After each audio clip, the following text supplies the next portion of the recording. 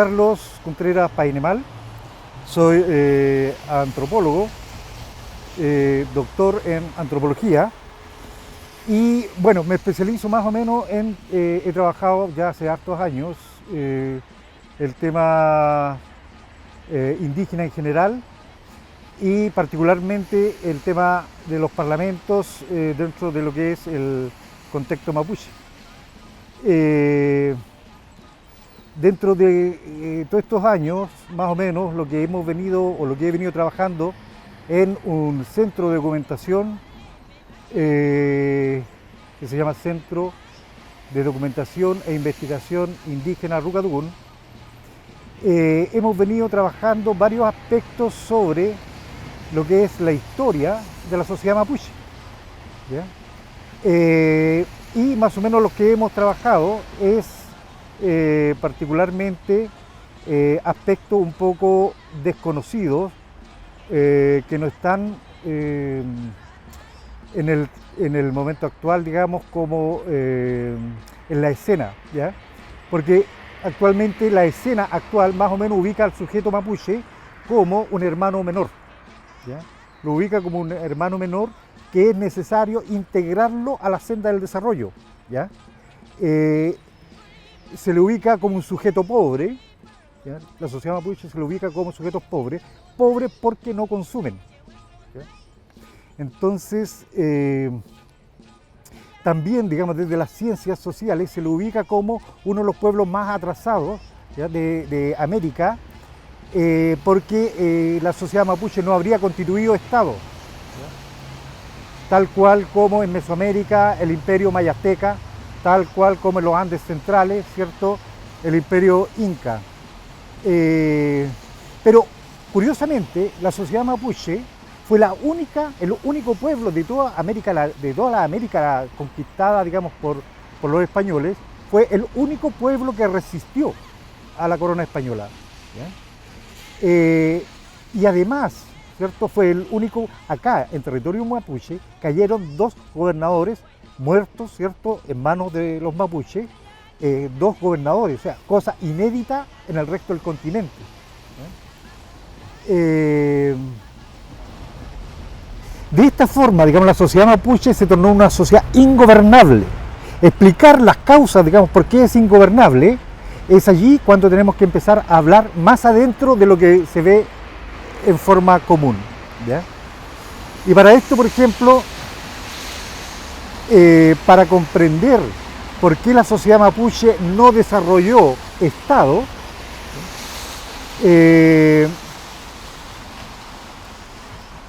a pesar de que la sociedad mapuche no desarrolló Estado, sí desarrolló un espacio donde realizaba la política. Una sociedad no estatal realizaba el ejercicio de la política en un espacio que desde tiempos inmemoriales la sociedad mapuche denominaba Collán, ¿ya?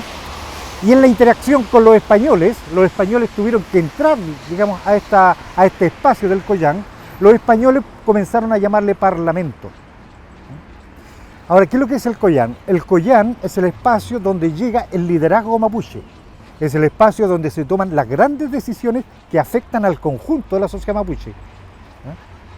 Dentro de la sociedad mapuche, el poder no reside en una minoría. El poder en la sociedad mapuche reside en el conjunto, ¿ya? Y es el conjunto que determina, ahora que estamos en el tema de los, ¿cómo se llama?, de los cabildos, el poder baja al pueblo, ¿ya? En la sociedad mapuche el poder siempre se mantiene en el conjunto. Puede delegar funciones, delega, por ejemplo, se va a una batalla, nombran a un toqui, pero cuando se vuelve de la batalla ya el toqui no es toqui, es uno más. Para la próxima batalla, el poder, el conjunto, va a designar al mismo toqui u a otro. Entonces, ¿por qué? Porque en la sociedad mapuche, la sociedad misma se encarga de cuidar y proteger el poder, ¿ya? No en las sociedades estatales, donde el poder es ejercido por una minoría, ¿cierto? Una minoría que tiene el poder, tiene el monopolio de las armas, el ejército, ¿ya? Entonces, La construcción actual de la sociedad de las sociedades indígenas, el neoliberalismo, lo que busca es homogeneizar lo indígena, ¿ya? Y lo circunscribe a espacios de rituales, cuidadores de las aguas, de los ríos, del medio ambiente, cuidadores de los bosques. El destino final del neoliberalismo para los pueblos indígenas es ese, ser cuidadores y guardianes de la naturaleza, porque han levantado el terror de que el cambio climático, ¿cierto?, de que se va a destruir el planeta, de que si las abejitas mueren, digamos, en 2 meses se acaba la vida en el planeta, ¿ya? Se cae un pedazo de hielo y nos ponemos a llorar porque se cae cuando hace 9000 años atrás los hielos existían desde La Serena, ¿ya? Ha venido la glaciación, la desglaciación, ha venido desde La Serena hacia acá, ¿ya? Bueno, se trata de llevar a los pueblos indígenas a estos espacios, pero particularmente la sociedad mapuche tiene otras necesidades, tiene otras inquietudes, funda su existencia en el honor, en la palabra, en la valentía, en la distinción, ¿ya?, en los protocolos, y es una sociedad que no acumula. Diferente a Occidente, que es una sociedad de acumulación, la sociedad mapuche no acumula, ¿ya? No le interesa la acumulación, independiente que haya un par de peñas que sean empresarios, ¿ya? En estos espacios donde se desarrollaban los eventos, digamos, para tomar las grandes decisiones que afectaban a la sociedad mapuche, los hombres que llegaban allí eran los representantes de cada linaje, de cada lobch, ¿ya? Por lo tanto, era un espacio donde estaban los hombres más distinguidos. Son ellos los que tomaban decisiones. A este espacio entraron los españoles. Y posteriormente, con la República, tuvo que entrar, ¿cierto?, la República Argentina al espacio de los parlamentos y la República de Chile, ¿ya? Y de ahí tenemos Tapigüe y otros más. Entonces, la sociedad mapuche celebró alrededor de 80 tratados con la corona de España. La mayor potencia de la época bajó a negociar con un pueblo indígena, y este fue el caso de los mapuches. Bajó a hacer tratados de nación a nación, ¿ya? Y fueron alrededor de 80. Posteriormente, ya con la República, la sociedad mapuche va a celebrar 40 tratados con la República de Argentina, ¿ya? 40 tratados con la República Argentina. Y posteriormente con Chile, en ese contexto, va a celebrar 22 tratados, ¿ya? Uno va a ser un parlamento general y los otros van a ser parlamentos locales, regionales, menores. Pero la sociedad mapuche también celebró en el año 1643 parlamento con los holandeses, ¿ya? Celebraron 3 parlamentos con los holandeses, se celebraron 3 parlamentos con Aurelián Antoine, rey de la Araucanía, ¿ya? Un parlamento en plena república, se celebró un parlamento con representantes de Inglaterra y el cónsul representante de Francia, ¿ya? Aquí, y este parlamento es interesante porque va a suceder en el año 1838. Ya la República había comenzado, ya se estaba reordenando un poco, el periodo de anarquía más o menos se había superado y se había llegado a 1833 y se había hecho la Constitución. Y en 1823 O'Higgins había pedido un emprestito. En 1823 O'Higgins había pedido un emprestito y era un emprestito por 1.000.000 de libras esterlinas, ¿ya? Entregaron 600, ¿ya? Y de ahí se adeudaba, digamos, el millón más los intereses, ¿ya? Entonces, de ese emprestito de 600.000 libras, 75.000 se sacaron para financiar el Parlamento de Tapigüe, ¿ya? Pero vamos a llegar como 20 años después, 1838, y esa plata todavía no se pagaba. Entonces Chile necesitaba que Inglaterra y Francia lo reconocieran como Estado independiente. ¿Ya? Eso era lo que quería Chile con urgencia. Y los ingleses y los franceses tenían una representación acá, pero no reconocían a Chile. Por esos tiempos llegaban más o menos 300 barcos al año acá a Chile. Y muchos de ellos se hundían frente a las costas de Arauco. ¿Ya? Entonces, dentro de la Araucanía había muchos náufragos. ¿Ya? En el territorio nacional habían tantos náufragos que hubo que censarlos. Se dictó una ley para censar a los náufragos que deambulaban por el territorio. ¿Ya? A los ingleses les llegó la noticia de que acá a los náufragos se les tenía como esclavos. ¿Ya? Pasó Darwin, se metió a recoger, a rescatar náufragos, pasó Fitzroy después, Basilio Hall, varios que pasaban, se internaban en la Araucanía para rescatar náufragos ingleses. De tal forma que en 1838 se va a hacer un parlamento en la Araucanía, ¿ya? Y a este parlamento llegó el representante francés y el representante inglés y van a pactar con los mapuches paralelo a la ceremonia, ¿ya? Y van a tratar el tema de los náufragos, ¿ya? Van a pedir a los mapuches de que por cada náufrago que llegue, ¿cierto?, se les ponga en concepción, etcétera, ¿ya?, que les ayude. De esta forma, lo que está sucediendo acá es el reconocimiento implícito de una sociedad diferente, de un pueblo diferente, ¿ya?, con su autonomía, digamos, con su soberanía diferente. Ahora, por este acto, la sociedad mapuche tiene el mérito de haber sido reconocido mucho antes que Inglaterra reconociera a Chile. ¿Ya? 3 años después, en 1841, Inglaterra va a firmar un tratado con Chile, ¿ya?, que va a ser el primer paso para reconocerlo. Pero el tratado que le exige Inglaterra a Chile es un tratado contra la esclavitud. Ergo, los esclavos, digamos, náufragos, más o menos por eso. Va a ser en 1843 recién cuando Inglaterra va a reconocer a Chile.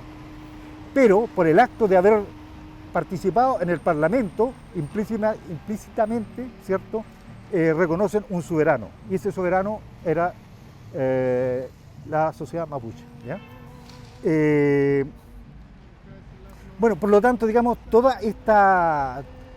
este conjunto de continuo, digamos, que se van sucediendo, estos espacios de negociación que tenía la sociedad mapuche, eran una institución propia de los mapuches, ¿ya?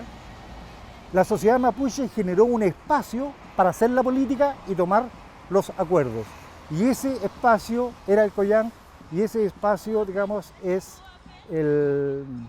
lo que después los españoles denominaron parlamentos, y es el espacio que puede ser la única solución para los gobiernos actuales, la única solución que tienen para solucionar los conflictos al sur de la Araucanía es reconocer los tratados, es reconocer los parlamentos y es volver a ese espacio de negociación. No tiene otra alternativa. La sociedad mapuche es ingobernable porque es una sociedad contra la dominación. Pero bueno, eso es más largo. El Parlamento de Tapigüe. Van a ser varios los parlamentos que se van a tratar, ¿ya? Como decíamos, más o menos van a haber 22 parlamentos que se van a tratar. Y el Parlamento de Tapigüe va a ser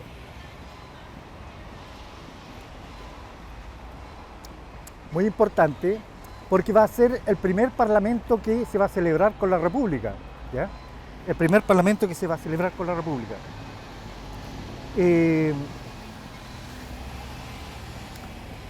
Para la República de Chile y Argentina fue bastante complejo porque cuando se inicia el periodo de independencia, los mapuches van a abrazar la causa del rey. Los mapuches van a ser realistas, van a defender al rey de España, ¿ya? Y la República, cuando nacen en guerra contra los mapuches. Es por eso que el primer escudo nacional lleva la imagen de 2 mapuches, ¿cierto? Y dura 2 años y después lo cambian, lo sacan y le ponen un pájaro, un cóndor, algo así, ¿ya? Entonces, a esta guerra, Vicuña Maquena le va a llamar la guerra a muerte. Y la guerra a muerte va a ser una guerra contra los mapuches y contra los españoles. Y los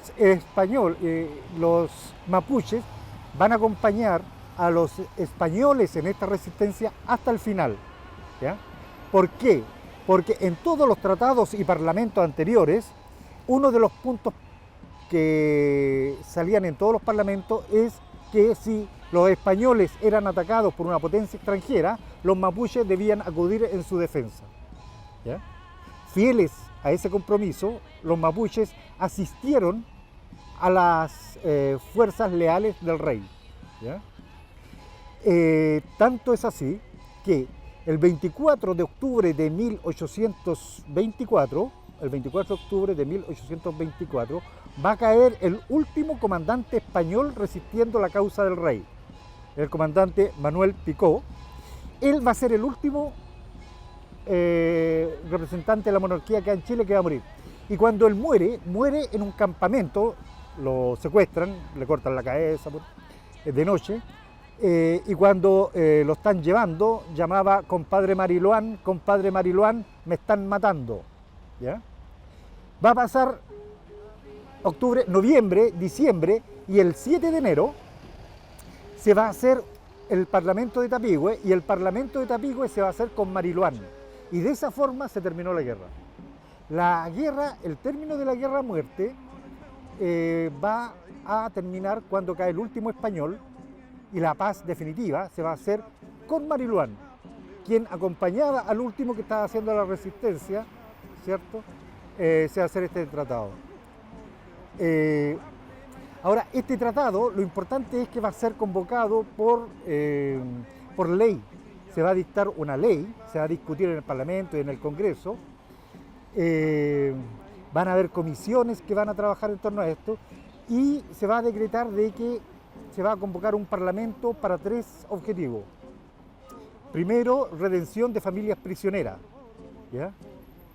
Segundo, definir la frontera sur. ¿Ya?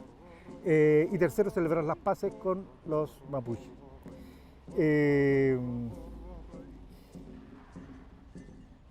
Estado chileno hablaba de 25.000 familias cautivas que tenían los mapuches. Cuando hablaba de redención, quería rescatar esas 25.000 familias. Entonces, decía, muchas de estas familias eran argentinas, y envió una carta al Parlamento argentino para decirles que, bueno, que también se pusieran con plata para el Parlamento. ¿Ya? Enviaron la carta, digamos, y bueno, respuesta hasta el día de hoy no ha llegado, así que los argentinos, digamos, bueno, no se pusieron con plata para ese Parlamento, pero sí se coordinaron. ¿Ya? Siempre hubo coordinación entre Chile y Argentina. Alsina va a decir que en 1833 nosotros íbamos a invadir y estábamos de acuerdo con Chile para rodear a los mapuches, ¿cierto?, y derrotarlos.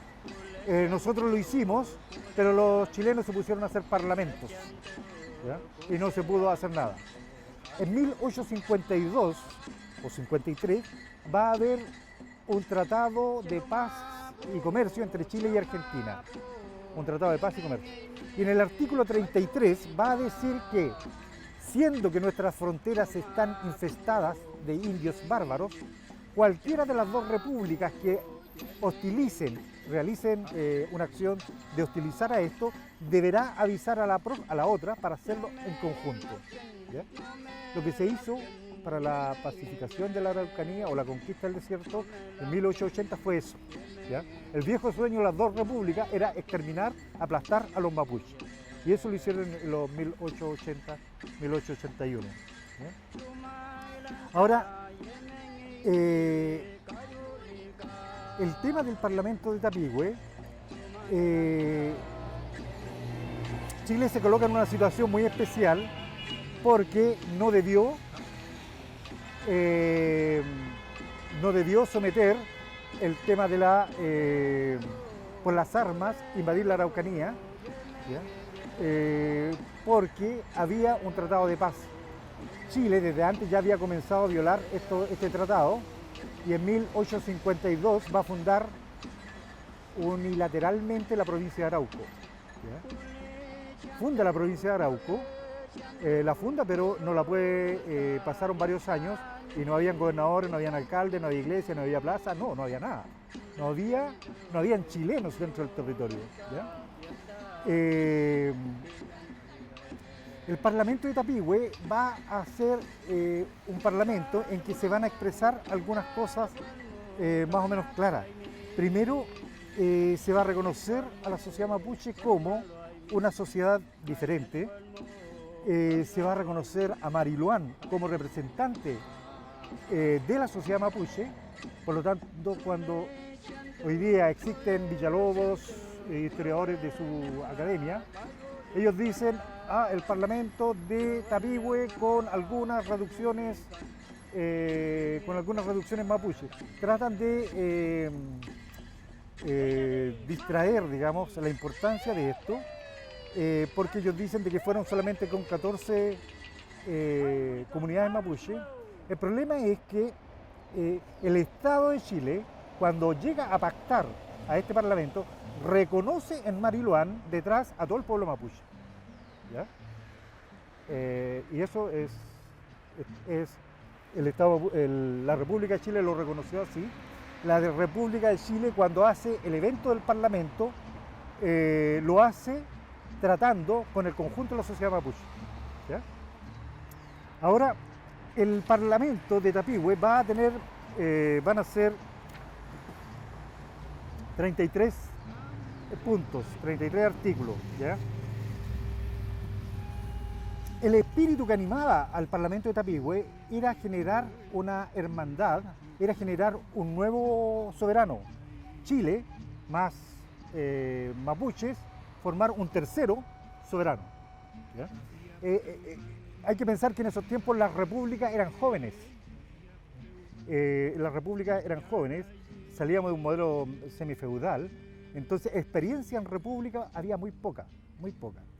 Entonces, lo que va a rondar dentro de, por el lado argentino, por el lado de Chile, va a ser la idea de confederación. Confederarse.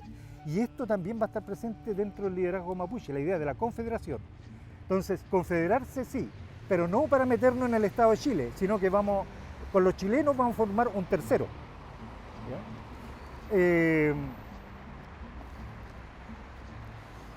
Quienes hacen una primera lectura de este Parlamento van a decir de que, por ejemplo, el historiador Sergio Villalobos dice de que este documento demuestra el sometimiento de los mapuches al Estado de Chile. Y no es así. No es así. ¿Ya? Va a ser muy claro, digamos. Por ejemplo, en algunas partes va a decir lo siguiente. En el artículo 5 va a decir de que, hacia los mapuches, que promete toda su fuerza para repeler a los enemigos del Estado y del orden, cuando el supremo gobierno necesite valerse de ella, quedando este y su poder dantes sujetos a las mismas obligaciones de los chilenos y a las leyes que dicta el soberano Congreso Constituyente. ¿Qué es lo que está pidiendo el Estado chileno ahí? Le está pidiendo asistencia militar a los mapuches. ¿Ya? Le está diciendo de que cuando Chile tenga problemas, ¿cierto? Los mapuches deberán asistir, ¿cierto?, en ayuda.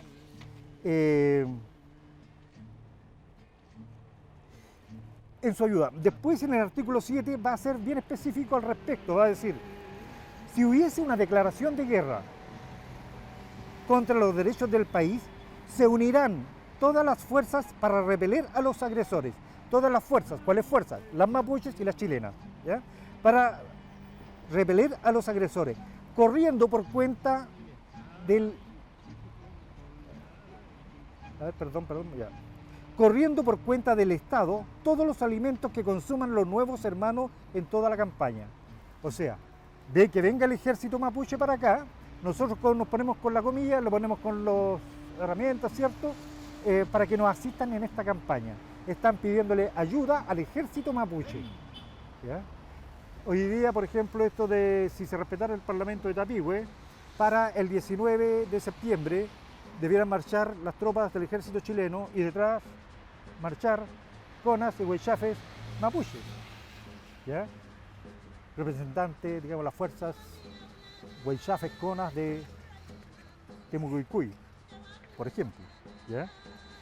Aquí es claro eso, ¿ya? Entonces, este parlamento no es sometimiento a los mapuches que se incorporan, sino que es pensando en una idea de confederación.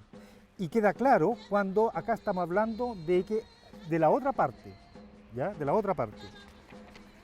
Posteriormente, en otros puntos, digamos, va a establecer que en el capítulo 18, en el artículo 18, va a decir: los gobernantes o caciques, desde la ratificación de estos tratados, no permitirán que ningún chileno exista en los terrenos de su dominio, por convenir así al mejor establecimiento de la paz y unión, seguridad general y particular de estos nuevos hermanos. ¿Qué está diciendo? Está diciendo de que ningún mapuche puede estar al otro lado del Biobío, ¿ya? El artículo 19 va a insistir en esto, va a decir: haciendo memoria de los robos escandalosos que antiguamente se hacían de una y otra parte, queda desde luego establecido que el chileno que pase a robar a la tierra, los chilenos se declaran ladrones, y sea aprendido, será castigado por el cacique bajo cuyo poder cayere, así como lo será con arreglo a la ley del país el natural que se pillase en los robos de este lado del Biobío, que es la línea divisoria, ¿ya? De este lado del Biobío, que es la línea divisoria de estos nuevos aliados hermanos. Reconoce la frontera y está reconociendo de que la jurisdicción, los actos de justicia al sur del Biobío los ejercen los mapuches y al norte del Biobío los va a ejercer la República, ¿ya? En el punto 22 va a reiterar esto y va a decir: la línea divisoria no se pasará para esta ni para aquella parte sin el respectivo pasavante de quien mande el punto por donde se pase, y el que lo haga sin este requisito será castigado frente a aquel que no lleva pasaporte, se va preso, ¿ya? Que no lleve la autorización. En el capítulo 28, en el artículo 28 dice: el gobierno se obliga a mantener siempre en la frontera sur los agasajos de costumbre para la recepción de algunos caciques. Pero aquí habla de la frontera sur, ¿ya? ¿Dónde está la frontera sur? En el Biobío. Por eso es importante. Ahora, el Parlamento, la sociedad mapuche, los peñis desarrollaron un sistema de negociación espectacular, ¿ya? Contra lo que se dice de que los mapuches eran sometidos. Villalobos va a decir de que los parlamentos eran solamente borracheras, ¿ya? Que eran borracheras. Otros van a decir de que los parlamentos, los mapuches no tenían otra intención y se los llevaba ahí, digamos, porque si no les cortaban las manos, las cabezas, y por eso porque no sabían escribir, no sabían leer. No, todo eso los peñis lo resolvieron, ¿ya? Un argentino, Lucio Mancilla, va a decir: yo no sé, le manda una carta a Santiago Arco acá en Chile. Santiago Arco y él eran como hoy día serían como el Frente Amplio. Le manda a decir la Sociedad de la Igualdad. Le manda a decir: yo no sé si tienes idea de lo que es un parlamento en tierra de cristianos, ¿ya? Pero en tierra de indios el ritual es diferente. Un parlamento es una conferencia diplomática, ¿ya? Así lo va a describir Lucio Mancilla, que fue y participó en un parlamento con los mapuches ranqueles del otro lado de la cordillera, ¿ya? Entonces, en este espacio del Parlamento va a haber un protocolo muy estricto y un sistema de negociación muy cuidadoso, en donde los parlamentos siempre se van a hacer en Mapudungun, ¿ya? Y cuando los españoles respondían, los peñis se aseguraban de tener 2 o 3 traductores que le tradujeran, ¿ya? Y de esa forma se aseguraban de que la fidelidad, digamos, de lo que se estaba dando, ¿ya? Entonces, este Parlamento no va a acabar a esa forma de hacer política, la rigurosa política de la sociedad mapuche, ¿ya? La rigurosa política de la sociedad mapuche, que todo va a quedar totalmente definido. Y el artículo 33 va a definir cómo se tiene que llevar a cabo el evento del Parlamento y cómo debe terminar. Y dice así: sellada y ratificada la unión, se formarán las tropas en su lugar de su ratificación, que será en el centro del cuadro que ocupan, y enarbolándose el pabellón de la nación con salva de 10 tiros de cañón, son de cornetas y cajas, se procederá procederá a la ceremonia usada entre los naturales en señal de paz, rompiendo por parte del Supremo Gobierno una espada y por cada Futralmapu una lanza, en cuya conclusión se hará una salva de artillería de igual número con el grito general ¡Viva la Unión! ¡Viva la Unión! No se está gritando ¡Viva Chile! ¡Viva Arauco! Se está gritando la nueva hermandad, ¿ya? Ese era el espíritu del Parlamento de Tapigüe, ¿ya?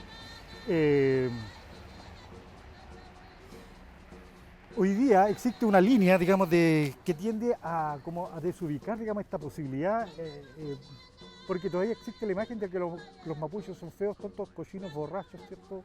Hoy día, digamos, dentro del neoliberalismo, los mapuches son hermanos menores hermanos menores que son pobres porque no consumen, y si se alteran son terroristas, ¿ya? No se les da la posibilidad de que eran sujetos expertos en negociación, no se les da esa posibilidad. Y el indigenismo quedó atrapado en eso también, y el indigenismo habla de que los parlamentos habrían sido dispositivos de disciplinamiento, ¿ya? Que los parlamentos habrían sido dispositivos de disciplinamiento, y no, eso no es así, ¿ya? Las ciencias ahí colaboran pero se equivocan, ¿ya? Se equivocan. El indigenismo tiene ese discurso, ¿ya? El indigenismo, cuyo máxima expresión fue el profesor José Bengoa, mi profesor, fue la expresión máxima del indigenismo, que llegó en la Comisión de Verdad y Nuevo Trato a señalar de que sí, si bien existían parlamentos, estos fueron ceremonias espectaculares, pero sin fundamento ninguno. Y no es así, ¿ya? El Tratado de Tapigüe, en esta breve versión que hicimos con la mirada desde la antropología, no desde el derecho, ¿ya? Vemos, digamos, su eficacia, su profundidad, ¿ya? La profundidad, ¿ya? La profundidad con que los mapuches llegaron a pactar con la República de Chile. Después del Parlamento de Tapigüe van a venir guerras, van a haber constantes guerras.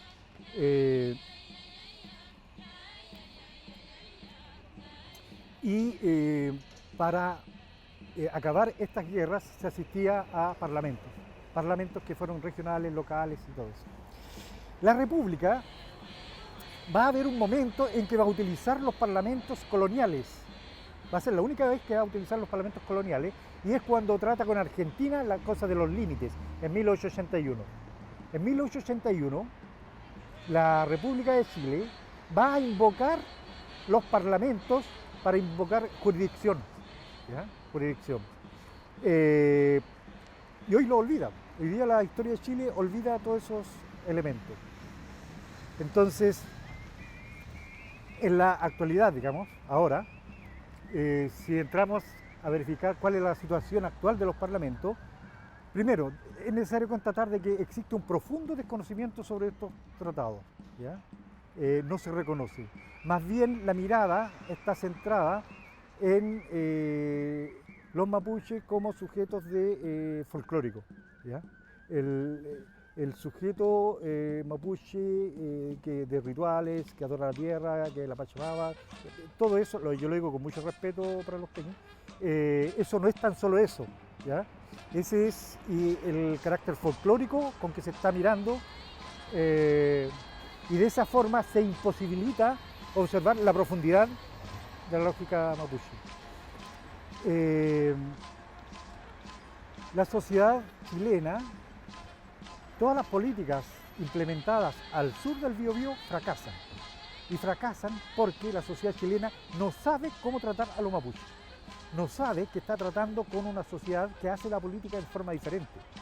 Llegó la señora Bachelet la otra vez ya con su ministro, dejó a Burgos abajo, llegó la señora, listo, ahora sí vamos a arreglar los problemas. Entraron a la sala y inmediatamente alguien dijo, sí, pero aquí falta la cama. ¿Ya?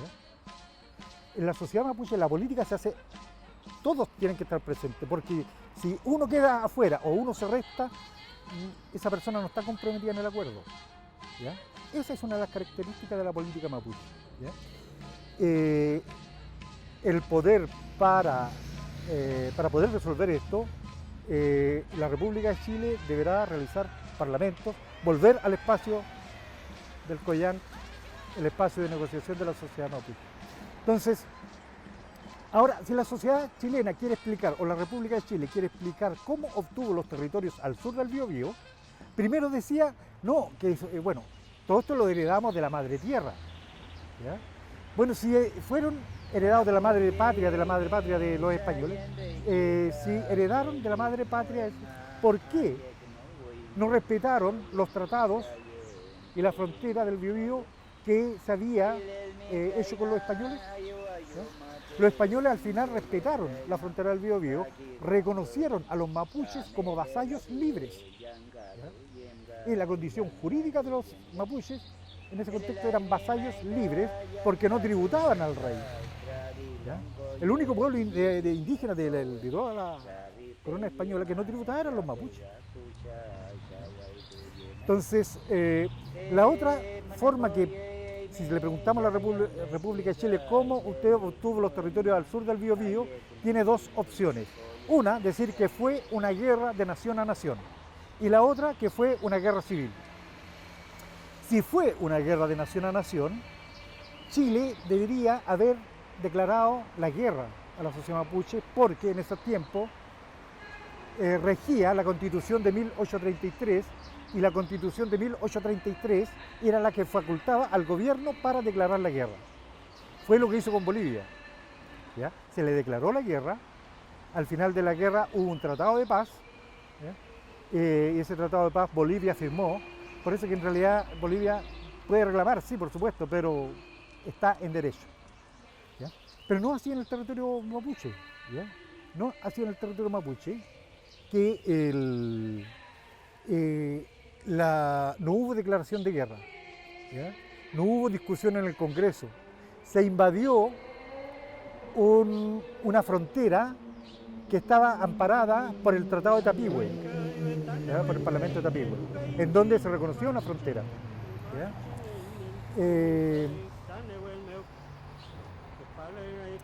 Si el Estado de Chile dice de que no, que fue una guerra civil, en caso de guerra civil, las presas obtenidas en guerra civil no constituyen dominio. ¿Ya? Las presas obtenidas en guerra civil no constituyen dominio. ¿Ya? Por lo tanto, Chile, al sur del Biobío, está de hecho, pero no de derecho. Está de hecho, pero no de derecho. ¿Ya? Viola su propio Código Civil. El Código Civil dice de que, en el artículo 631, que las presas obtenidas por corsarios, bandidos y piratas no constituyen dominio. Chile, al sur del Biobío, está en condición de pirata, ¿ya? De acuerdo al Código Civil, el artículo 631. ¿Ya? Porque no hizo declaración de guerra, ¿ya? Porque no respetó el derecho internacional que señala la doctrina internacional, habla del derecho del primer ocupante, ¿cierto? De las tierras, no eran tierras res nullis, ¿ya? No eran tierras vacías, ¿ya?